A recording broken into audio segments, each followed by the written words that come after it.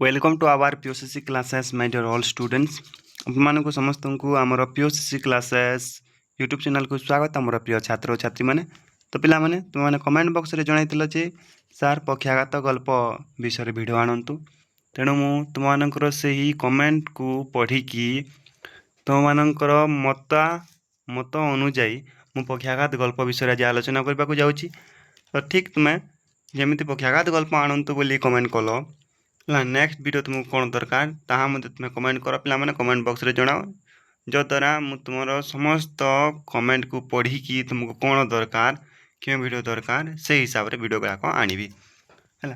तो आलोचना करबा आमे पक्षाघात गल्प विषय पक्षाघात पक्षाघात गोटे पिला माने रोग जो रोग रे पीड़ित होइचंती दुर्योधन बाबू किंतु ए पक्षाघात गल्प तार गाल्पिक होइचंती बामाचरण मित्र बामाचरण मित्र बामाचरण मित्रंकर जन्म हुए 1915 मसीह एवं तांकर देहांत हुए 1976 मसीह है। तो ये बामाचरण मित्र अछंती से कौन करछंती ना से हास्य व्यंग्य विद्रूप चटुल विभिन्न प्रकार जरिया निजर जो कलात्मक चेतना अच्छी से कलात्मक चेतना को निजर गल्प माध्यम स्थान देचंती है एवं तांको द्वारा विभिन्न गुड़िया गल्प रचना होती जो गल्प संकलन गुड़ाकर ना हूँ कीर्तिजस्य नरसंचाण पाषाणर प्राण असीम मित्रकल्प मित्रकल्प कन्फ्यूज बने पिला माने मित्रकल्प मध्य तांकर गोटे गल्प संकलन और मित्र गल्प मध्य तांकर गोटे गल्प संकलनर ना ता व्यतीत से गल्प संकलन व्यतीत उपन्यास रम्य रचना विभिन्न प्रकार ख्याति अर्जन करछंती तो तांको द्वारा रचित प्रसिद्ध उपन्यास ना हूँ चंद्र ओ चंपा एवं तांको द्वारा रचित रम्य रचनार ना हूँ स्वप्न सिद्ध एवं एणुश्च तेणुश्च एटा हूँ तांकर रम्य रचना। पक्षाघात पक्षाघात गोटे आत्मविश्लेषणात्मक गल्प जो कि दुर्योधन बाबू निजक विश्लेषण करुचंती कि तांकर भूल कौन थिला तांकर द्वारा की प्रकार तांकर जीवन रे घटी जाइतिला एई सब जिंस को तांकर भूल चिंता भूल विचार तापर किपरि से निजर जीवन को अतिबाहित करथिले सेही सब जिंस को निज आत्मविश्लेषण करछन जेते बेले से पक्षाघात रोग रे पीड़ित अछंती हैला। तो सेही समय रे ए गल्प विषय रे वर्णना करछंती बामाचरण मित्र एवं जीवंत हिसाब गोटे सामाजिक चित्र को निछट हिसाब से जीवंत हिसाब से प्रतिपादन कर गल्प माध्यम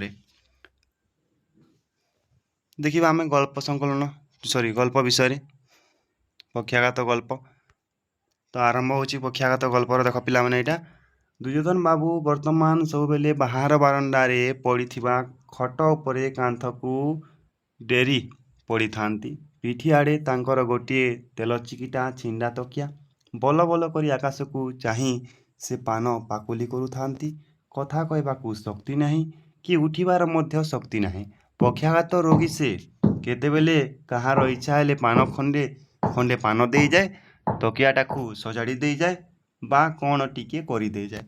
तो कौन रे पिला माने एठारे दुर्योधन बाबू किए कौन आम ता परवर्ती समय जानिबा जेतेबेले पढ़िबा किंतु आम पाठ अनुसार ताको आलोचना करबा हैला।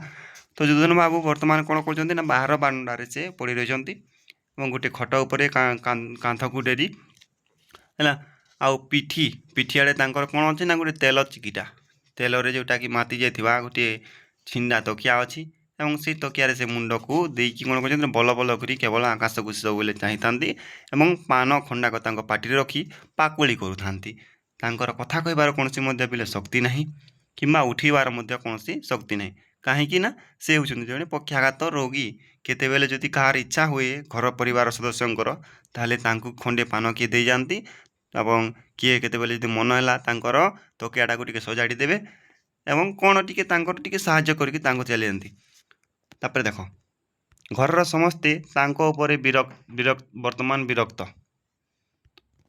घर समस्ते तांको उपरे वर्तमान विरक्त तांको परिवार अन्य मानक सहित क्षीण दैहिक संजोग थिले मानसिक संजोग आदि नहीं ए जुगर हठात धनी और पाश्चात्य सभ्यतार पूजारी परिवार घरे कौलिक देवतार अवस्था जेपरी बहिष्कृत नुहे परित्यक्त।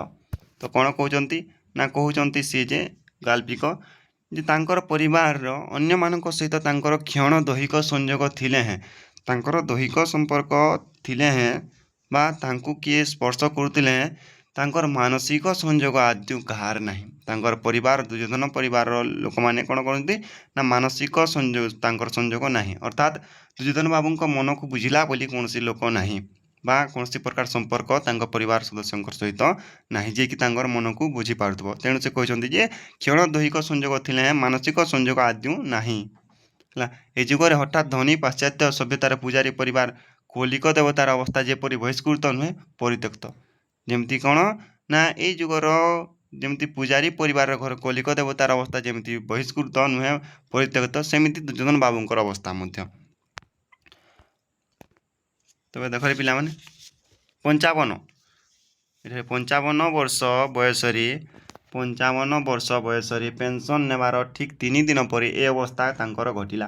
दीर्घ 30 वर्ष धरी से चाकरी करी पेंशन नेले चाकरी तांकर आरंभ खूब तलुर किंतु शेष जेतेबेले कले सेतेबेले थिले अति उच्च आसन रे तो केबे दुर्योधन बाबूंकर चाकरी आरंभ होईची ना 55 वर्ष पर्यंत से चाकरी आरंभ 55 वर्ष पर्यंत से चाकरी करिसंती है 55 वर्ष पर्यंत से चाकरी करछंती एवं 55 वर्ष जेतेबेले तांको हेई जाईची सेतेबेले से पेंशन नेचंती एवं पेंशन नेबार ठीक 3 दिन पर ही तांकर एई पक्षाघात रो जो रोगीर अवस्थाटा तांकर घटिची एवं दीर्घ से केते वर्ष चाकरी करछंती दीर्घ से 30 वर्ष धरी से चाकरी करछंती एवं चाकरी जेतेबेले करछंती चाकरी कला समय से पेंशन जेतेबेले पाइछंती तो पेंशन पाई पाइले 55 वर्ष होईची तो 55 वर्ष बोलिके तांको कोन होईची ना खूब तलरु 30 वर्ष समय से खूब तलरु चाकरी आरंभ करछंती किंतु जेतेबेले शेष करुछंती 55 वर्ष समय तेबेले बहुत जिनस बहुत उच्च आसन से अधिकारी ही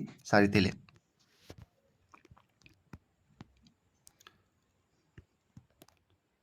क्षमता प्रतिपत्ति सम्मान और अर्थ से चाकरी जीवन में पाइथिले प्रचुर तथापि पेंशन जेतेबेले नेले सेतेबेले से कांदी पकेले पेंशन नेबा पर मुहूर्त ठारू तांको सहित अएंठु साहू बा निधि मल्लिक जेपरी कौनसी प्रभेद नाही एही परी तांकर मने हला तथापि से कौन कहते पेंशन जेतेबेले पाइछंती सेतेबेले से कांदी पकईछंती काहेकि कांदी पकईछंती ना से प्रचुर क्षमता प्रतिपत्ति सम्मान अर्थ चाकरी जीवन में बहुत प्रचुर परिमाण कमाई बा पाई किंतु तथापि जेतेबेले से पेंशन नौछंती तो पेंशन नेला बेले से तांको आखिरु लोतक झरे दउछंती एवं से विचार करुछंती जेमिति कि पेंशन नेबार मुहूर्त जेमिति तांकर तल कर्मचारी 2 जण थिले अएंठु साहू और निधि मल्लिक सेमिति आउ कोनोसी प्रभेद नाही हला अएंठु साहू सहित अएंठु साहू बा निधि मल्लिक जेपरी कोनोसी प्रभेद नाही तांको सहित कोनोसी प्रकार संपर्क जेमिति नाही बा तांको ठारू मध्य से हीन बोली विचार करछंती पेंशन नेबार मुहूर्त है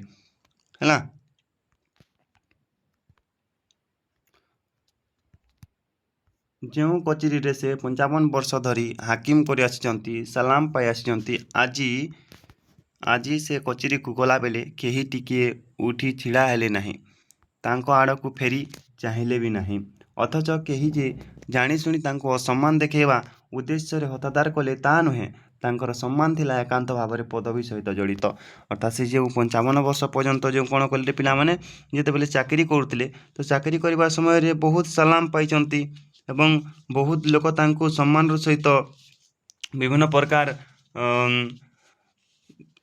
उद्देश्य रे तांको चर्चा मध्य करिसंती किंतु जेतेबेले से चाकरी जीवन रु बहिष्कृत हेले तापरे कोन तापरे जेतेबेले से कचेरी को जाइछंती कचेरी को जीवा परे तांको केही आउ चाहिले मध्य नहीं कि तांको देखि के ठिया मध्य हेले नहीं हला तो सेही समय रे तांको कोन लागिछि ना सेही समय रे से विचार करिसंती जे मोर जो सम्मान मोर जो पद मोर जो सम्मानटा थिला मोर जो चर्चाटा थिला एटा प्रकृति रे मोर पदवी सहित जोड़िकी थिला हला सेटा से विचार करिसंती गाल्पिक एठारे कहउचंती जे तांकर जो तांको जो छिड़ा न हबाटा किंबा तांको उठिकी किए सम्मान न जणेबाटा एटा तांकर कोनोसी प्रकार भूल नुहे कोनोसी व्यक्तिर भूल नुहे बरम कोन ना तांको कि जानि सुनि असम्मान जणाउ नाहंती बा हतादार करू नाहंती ତାଙ୍କର ସମ୍ମାନ ଏକାନ୍ତ ଭାବରେ ଯେହେତୁ ପଦବୀ ସହିତ ଥିଲା ତ ପଦବୀରୁ ଯେହେତୁ ସେ ବହିଷ୍କୃତ ହୋଇଗଲେ ତେଣୁ ତାଙ୍କୁ କେହି ଆଉ ସେତିକି ସମ୍ମାନ ଦେଉନାହାନ୍ତି ବୋଲିକି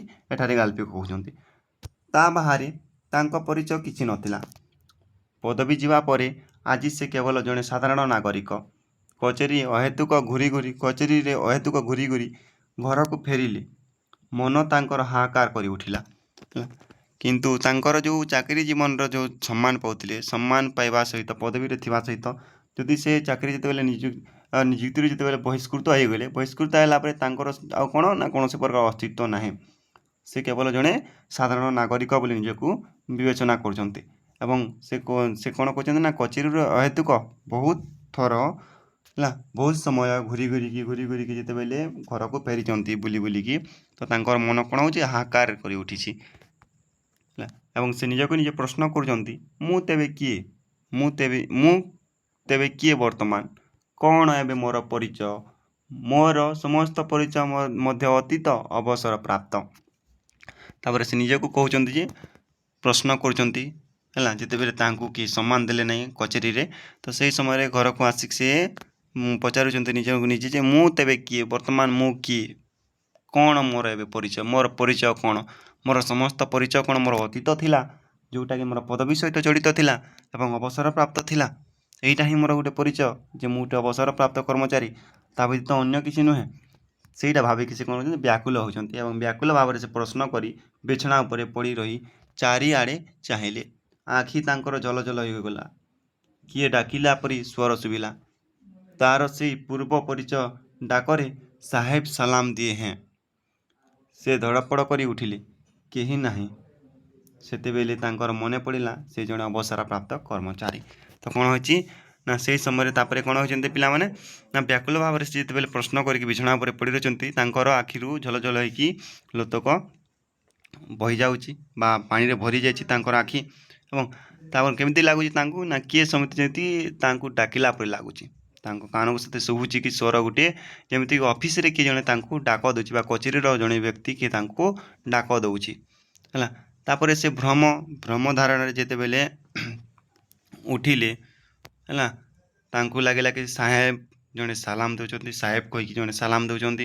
ଧଡ଼ପଡ଼ ହୋଇକି ତାଙ୍କୁ ଯେତେବେଳେ ଭ୍ରମ ଧାରଣାରେ ଉଠିଛନ୍ତି, ଭ୍ରାନ୍ତ ଧାରଣାରେ ସେତେବେଳେ ସେ ଦେଖିଲେ ଯେ କେହି ନାହାନ୍ତି।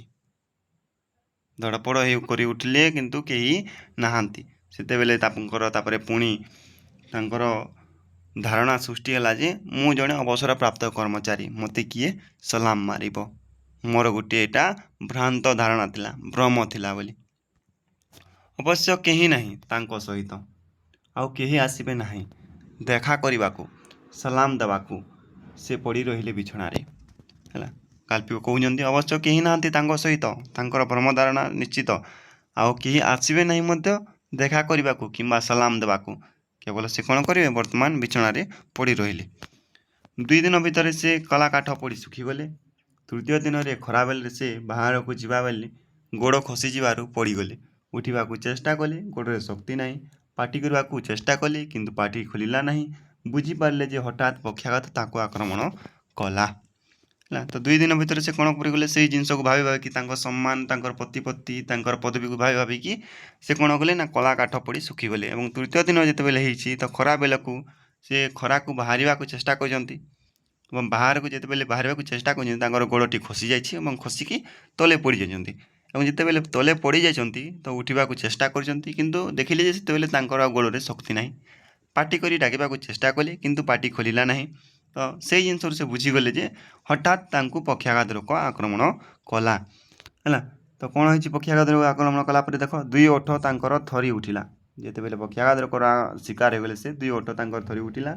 ଆଖିରୁ ତାଙ୍କର ଝରଝର ହୋଇ ଲୁହ ବୋହି ଛାତି ଭସାଇ ଦେଲା। ଛାତି ପର୍ଯ୍ୟନ୍ତ ତାଙ୍କର ଲୁହଟା କାନ୍ଦିକି ଆଖିରୁ ଝରିକି ଆସିଗଲା ଏବଂ ସେ ବିଚାର କଲେ ଯେ ସରକାର ତାଙ୍କର ସବୁ ଶୋଷି ନେଇଛି ଦୀର୍ଘ 30 ବର୍ଷ ଖଟାଇ ତାପରେ ସେ ବିଚାର କରୁଛନ୍ତି ଦୀର୍ଘ 30 ବର୍ଷ ଯେଉଁ କଚେରୀରେ କାମ କଲେ ସେ ଦୀର୍ଘ 30 ବର୍ଷ ଖଟେଇ କ'ଣ କରିଛି ନା ସରକାର ତାଙ୍କୁ ଖଟେଇକି ତାଙ୍କର ସମସ୍ତ ପ୍ରକାର ଶକ୍ତିକୁ ଶୋଷି ନେଇଛି, ଏକଦମ କାଙ୍ଗାଳ କରିଦେଇଛି।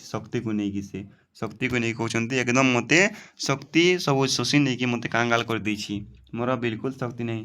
ଯିଏ ଦିନେ ମାସକୁ 55 ଦିନକୁ ସରି ସେ ଯିଏ ଦିନେ ମାସକୁ 5,000 ଟଙ୍କା ପାଉଥିଲା ସେ ଆଜି 2 କଡ଼ାର ବି ନୁହନ୍ତି। ତାପରେ ସେ ନିଜକୁ ବିଚାର କରୁଛନ୍ତି ଯିଏ କ'ଣ କରୁଥିଲା ଦିନ ଥିଲା 5,000 ଟଙ୍କା ପାଉଥିଲା ସେ କ'ଣ ସେ ଆଜି 2 କଡ଼ିର ବି ନୁହନ୍ତି ବୋଲି ବିଚାର କରୁଛନ୍ତି। ଅର୍ଥାତ୍ 2 କଡ଼ି ବେଲେ 40 ଟଙ୍କା ପିଲାମାନେ 2ଟା କଡ଼ି କଡ଼ିର ଅର୍ଥ ହେଉଛି 20 ଗୋଟେ କଡ଼ି ମାନେ 20 ଟଙ୍କା 2 କଡ଼ି ମାନେ ହେଉଛି ପିଲାମାନେ 30 ଆମର 40 ଟଙ୍କା 3 କଡ଼ି ମାନେ ଶୁଣିଥିବ ଏଇଟା ବୁଢ଼ାବୁଢ଼ୀ ମାନଙ୍କର ହିସାବ ହେଲା 3 କଡ଼ି ମାନେ 3ଟା କଡ଼ି ହେଲା 60 ଟଙ୍କା ସେମିତି ତ ସେ 2 କଡ଼ାର ବି ନୁହନ୍ତି ସରି 2 କଡ଼ି କହିନି ଏଇଟା 2 କଡ଼ାର ବି 2 କଡ଼ାର ଲୋକ ବି ନୁହନ୍ତି। ଘରେ ତାଙ୍କର ସେତେବେଳେ କେହି ନଥାନ୍ତି ସ୍ତ୍ରୀ ତାଙ୍କର ଦ୍ୱିତୀୟ ପକ୍ଷର ବୟସର ତଫାତ୍ 15 ବର୍ଷ। ବିବାହ ବେଳେ ସେ ଥିଲେ ଅତି ଲଜ୍ଜାବତୀ ମୁହଁ ଫସିଲା ଢଙ୍ଗର। ଏକା ଖଟରେ ଶୋଇବା ବେଳେ ବି ସେ ପଡ଼ି ରହୁଥିଲେ ନିସ୍ପୃହ ଭାବରେ ଖଣ୍ଡେ କାଠ ବୋଲି ହେଲା। ତ ଯେତେବେଳେ ତାଙ୍କୁ ପକ୍ଷାଘାତ ରୋଗରେ ସେ ଆକ୍ରାନ୍ତ ହୋଇଛନ୍ତି ପକ୍ଷାଘାତ ରୋଗର ଶିକାର ହୋଇଛନ୍ତି ସେହି ସମୟରେ ମଧ୍ୟ ତାଙ୍କର ଘରେ କେହି ନାହାନ୍ତି। ତାଙ୍କର ସ୍ତ୍ରୀ ହେଉଛନ୍ତି ତାଙ୍କର ବୟସର 2 ପକ୍ଷର ଅର୍ଥାତ୍ ତାଙ୍କୁ ଯେତେ ବୟସ ହେଉଥିଲା ତାଙ୍କ ସ୍ତ୍ରୀ ତାଙ୍କର 2 ଗୁଣ ଠାରୁ ସାନ ହେଲା। ଅର୍ଥାତ୍ ତାଙ୍କ ସ୍ତ୍ରୀଙ୍କୁ ଯେତେ ବୟସ ହେଉଥିଲା ତାଙ୍କର ସ୍ତ୍ରୀଙ୍କର ବୟସ ଯଦି 2 ଗୁଣ କରାଯାଏ ତାହେଲେ ସେଇ ବୟସ କାହାର ହେଇଯିବ ଦୁର୍ଯ୍ୟୋଧନ ବାବୁଙ୍କର ହେଇଯିବ ହେଲା। ତ ସେ କ'ଣ ନା ତେଣୁକରି କୁହାଯାଇଛି ଯେ ତାଙ୍କର ସ୍ତ୍ରୀ ହେଉଛି 2 ପକ୍ଷ ବୟସର ତଫାତ୍ ତାଙ୍କ ମଧ୍ୟରେ 15 ବର୍ଷର ତଫାତ୍ ଅଛି। ଦୁର୍ଯ୍ୟୋଧନ ବାବୁଙ୍କୁ ଯଦି 55 ବର୍ଷ ହେଉଥିବ ତାହେଲେ 15 ବର୍ଷ କାଟିଦିଅ ପିଲାମାନେ କେତେ ବର୍ଷ ହେଉଥିବ ତାହାଙ୍କୁ ହେଲା। ତ ବିବାହ ବେଳେ ସେ ଯେଉଁ ତାଙ୍କର ସ୍ତ୍ରୀଙ୍କୁ ଯେତେବେଳେ ବିବାହ କରିଥିଲେ ତ ବିବାହ ବେଳେ ତାଙ୍କ ସ୍ତ୍ରୀ ଥିଲେ ଅତି ଲଜ୍ଜାବତୀ ମୁହଁ ଫସିଲା ଢଙ୍ଗିର ମୁହଁ ଫସିଲା ମାନେ ଗାଉଁଲିଆ ହେଲା। ଗାଉଁଲି ଝିଅ ଯେମିତି ଲଜ୍ଜା କରିଥାଏ ବିଭିନ୍ନ ପ୍ରକାର ହିସାବରେ ତାଙ୍କର ଯେମିତି ଗୁଣ ଚରିତ୍ର ଥାଏ ଠିକ୍ ସେମିତି ସେ ମୁହଁ ଫସିଲା ଢଙ୍ଗିର ଥିଲେ ମୁହଁ ଫସିଲା ଶୈଳୀର ଥିଲେ। ଏବଂ ଯେତେବେଳେ ସେ ଗୋଟେ ଖଟରେ ଯେତେବେଳେ ସ୍ୱାମୀ ସ୍ତ୍ରୀ ଶୟନରତ ମଧ୍ୟ ରହୁଥିଲେ ସେହି ସମୟରେ ମଧ୍ୟ ସେ ନିସ୍ପୃହ ଯେମିତି ଗୋଟିଏ କଳା କାଠ ଗୋଟିଏ କାଠ ଯେମିତି ଜୀବନ ନଥିଲେ କୌଣସି ପ୍ରକାର ପ୍ରତିକ୍ରିୟା ସୃଷ୍ଟି କରିନି ସେମିତି ବିନା କୌଣସି ପ୍ରତିକ୍ରିୟା ସୃଷ୍ଟି କରିକି ସେ କଳା କାଠ ନିଷ୍ପ୍ରଭ ଭାବରେ ଜୀବନ ନଥିଲା ବୋଲି ସେ ପଡ଼ି ରହୁଥିଲେ। ଦୁର୍ଯ୍ୟୋଧନ ବାବୁ ହିଁ ତାଙ୍କୁ ନବ୍ୟା କରିଲେ ଦେହ ଓ ମନରେ। ଆଜିକାଲି ସେ ଖୁବ୍ ଅଳ୍ପ ସମୟ ପାଇଁ ଘରେ ରହନ୍ତି ମଟର ନେଇ ସବୁବେଳେ ବୁଲୁଥାନ୍ତି ଏଠି ସେଠି ଏବଂ ଅନେକ ରାତିରେ ଯେତେବେଳେ ସେ ଶୁଅନ୍ତି ସେତେବେଳେ ଅନେକ ମିଛ ଓ ସତ କଥା ଦୁର୍ଯ୍ୟୋଧନ ବାବୁଙ୍କ ଘର ଭିତରକୁ ପଶି ଆସେ।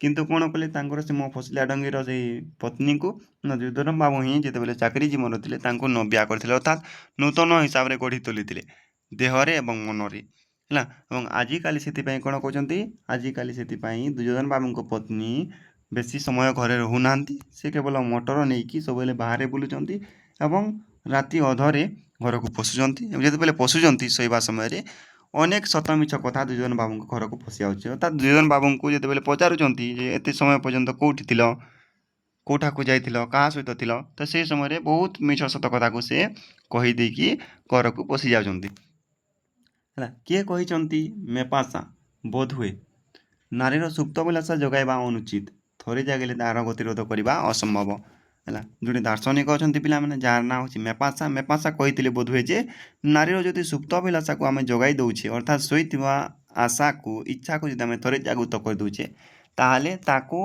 ଦମନ କରିବାଟା ତାକୁ ଆଉ ଥରେ ଦବାଇକି ରଖିବାଟା ସେଟା ସମ୍ଭବପର ନୁହଁ ଅସମ୍ଭବ ଅଟେ। ଏହାର ସତ୍ୟତା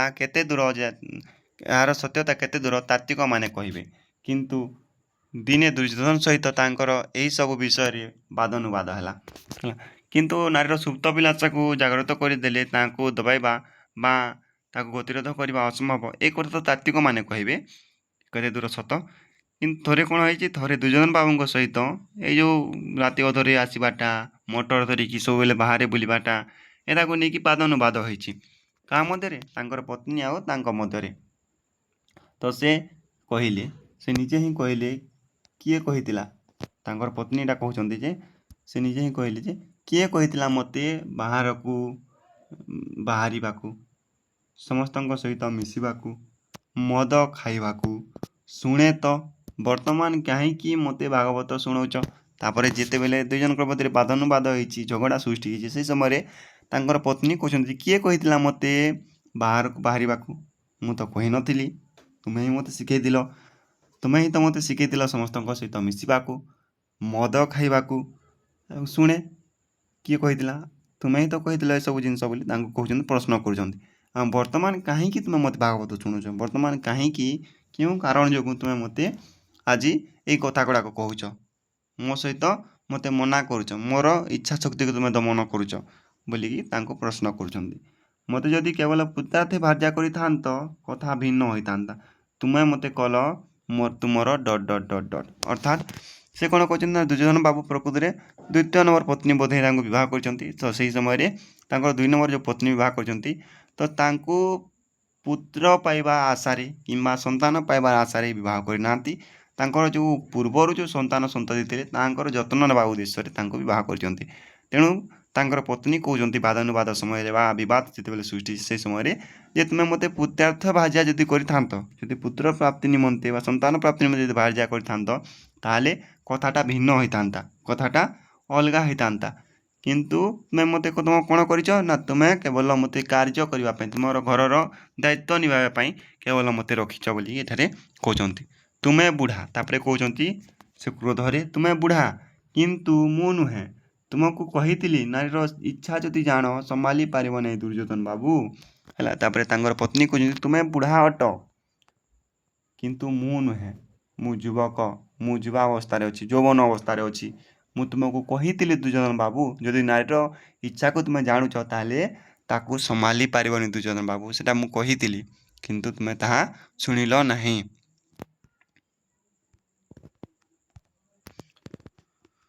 ପୁଅ ତାଙ୍କର 3ଟି। ତାପରେ ଦେଖ ବର୍ଣ୍ଣନା କରାଯାଇଛି ତାଙ୍କର ପରିବାରର ସନ୍ତାନୀମାନଙ୍କର ବିଷୟରେ। ପୁଅ ତାଙ୍କର 3ଟି, ଜୀବନ କ୍ଷଣସ୍ଥାୟୀ, ମରଣଶୀଳ ସତ, କିନ୍ତୁ ଜୀବନ ପ୍ରବାହ ଚିରନ୍ତନ। ପିତା ମାତା ଉତ୍ପାଦନ କରନ୍ତି ସନ୍ତାନ ସନ୍ତତି, ପୁଣି ସେମାନେ ଦିନେ ପିତାମାତା ହୋଇ ସନ୍ତାନର ଜନ୍ମ ଦିଅନ୍ତି। ଜୀବନ ପରେ ଜୀବନ ଚାଲିଯାଏ, କିନ୍ତୁ ଜୀବନ ପ୍ରବାହ ନିରନ୍ତର ଚାଲିଥାଏ। ତ ପୁଅ ତାଙ୍କର କେତୋଟି ପିଲାମାନେ? ପୁଅ ତାଙ୍କର 3ଟି, ଦୁର୍ଯ୍ୟୋଧନ ବାବୁଙ୍କର ପୁଅ। ଏବଂ ଜୀବନ ହେଉଛି କ୍ଷଣସ୍ଥାୟୀ, ଜୀବନ କେତେବେଳେ ଚାଲିଯିବ ତାହା ଆମେ ଜାଣିପାରିବାନି। କ୍ଷଣଭଙ୍ଗୁର କ୍ଷଣସ୍ଥାୟୀ ଅଟେ, ମରଣଶୀଳ ସତ। ହେଲା, ଜୀବନ ହେଉଛି କ୍ଷଣସ୍ଥାୟୀ ଏବଂ ମରଣଶୀଳ ତାହା ମଧ୍ୟ ସତ, କିନ୍ତୁ ଜୀବନ ପ୍ରବାହଟା ଯେଉଁଟା ଅଛି, ଏ ଜୀବନ ପ୍ରବାହଟା ଚିରନ୍ତନ ଅଟେ। ଅର୍ଥାତ୍ ଯଦି ଆମର ଗୋଟେ ଜୀବ ଏଠାରେ ମୃତ୍ୟୁବରଣ କରୁଛି, ତାହେଲେ ଧରାପୃଷ୍ଠରେ ଆଉ ଗୋଟେ ଜୀବ କୌଣସି ନା କୌଣସି ସ୍ଥାନରେ ସେ ଜନ୍ମ ନେଇ ସାରିଥିବ। ତେଣୁ ଜୀବନ ପ୍ରବାହଟା ଚିରନ୍ତନ। ହେଲା, ଜୀବନଟା ପୁଣି ଆମର ଆସୁଥାଏ ଯାଉଥାଏ, ହେଲା, ନୂତନ ଜୀବନ।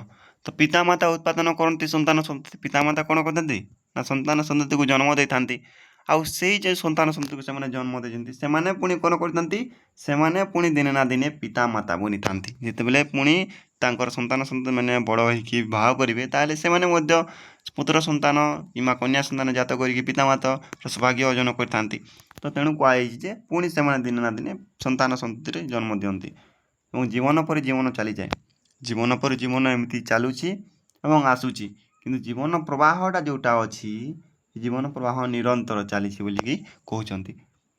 ହେଲା, ପୁରୁଷ ଓ ସ୍ତ୍ରୀର ପ୍ରେମ ମଧ୍ୟରେ ନିୟମର ହିଁ ପ୍ରକାଶ କେବଳ, ପିତା ଅମର ହୁଏ ପୁତ୍ର ମାଧ୍ୟମରେ। ତାପରେ ସେ କହୁଛନ୍ତି ପୁରୁଷ ଓ ସ୍ତ୍ରୀର ପ୍ରେମ ମଧ୍ୟରେ ନିୟମର ହିଁ ପ୍ରକାଶ, ଅର୍ଥାତ୍ ଗୋଟେ ନିୟମ ଅଛି, ସେ ନିୟମରେ ହିଁ କେବଳ ଆବଦ୍ଧ ହୋଇକି ସମସ୍ତେ ପରିଚାଳିତ ହୋଇଥାନ୍ତି ଏବଂ ପିତା କ'ଣ ହୁଏ? ପିତା ଗୋଟେ ପୁତ୍ର ମାଧ୍ୟମରେ ଅମର ହୁଏ। କିନ୍ତୁ ଅମରତ୍ୱ କ'ଣ? ତାପରେ ନିଜକୁ ନିଜେ ପ୍ରଶ୍ନ କରୁଛନ୍ତି, କିନ୍ତୁ ଅମରତ୍ୱ କ'ଣ? କେବଳ ଜୀବନ ପରେ ଜୀବନର ଦୈହିକ ସୃଷ୍ଟି? ମୁଁ କ'ଣ ସତରେ ମୋର ପୁତ୍ରମାନଙ୍କ ମାଧ୍ୟମରେ ଅମର ହୋଇ ରହିବି? ହେଲା, କ'ଣ କହୁଛନ୍ତି ନା, ଅମରତ୍ୱ କ'ଣ? କେବଳ ଜୀବନ ପରେ ଜୀବନର ଦୈହିକ ସୃଷ୍ଟି। ଯେ ଜୀବନ ପରେ ଗୋଟେ ଜୀବନର ଦୈହିକ ସୃଷ୍ଟି ହିଁ କେବଳ ତାହାକୁ ଆମେ ଅମରତ୍ୱ କହିପାରିବା। ଦେହରୁ ଆଉ ଗୋଟେ ଜୀବର ଆଉ ଗୋଟେ ସୃଷ୍ଟି ଯେଉଁ ହେଉଛି, ଆଉ ଗୋଟେ ସନ୍ତାନ ସନ୍ତତି ଯେଉଁ ଜନ୍ମ ଦେଉଛନ୍ତି, ତାହାକୁ ଆମେ କେବଳ ଅମରତ୍ୱ କହିପାରିବା ନା? ସେ କହୁଛନ୍ତି ଯେ ମୁଁ କ'ଣ ସତରେ ମୋ ପୁତ୍ରମାନଙ୍କ ମାଧ୍ୟମରେ ଅମର ହୋଇ ରହିପାରିବି? ଏଇଟା ସେ ନିଜକୁ ନିଜେ ପ୍ରଶ୍ନ କରୁଛନ୍ତି। ତ ପିଲାମାନେ, ଆଜି ପାଇଁ ଆମେ ଏତେ ଆଲୋଚନା କରିଥିବା, ଭିଡ଼ିଓଟାକୁ ଅତି ବଡ଼ କରିବା ନାହିଁ। ନେକ୍ସଟ ଆମେ ଯେତେବେଳେ ସେକେଣ୍ଡ ପାର୍ଟ ଆଲୋଚନା କରିବା, 228 ପେଜ୍ର ଆଲୋଚନା କରିବା ଏବଂ ଶେଷ ପର୍ଯ୍ୟନ୍ତ ଆଲୋଚନା କରିବା। ଠିକ୍ ଅଛି ପିଲାମାନେ।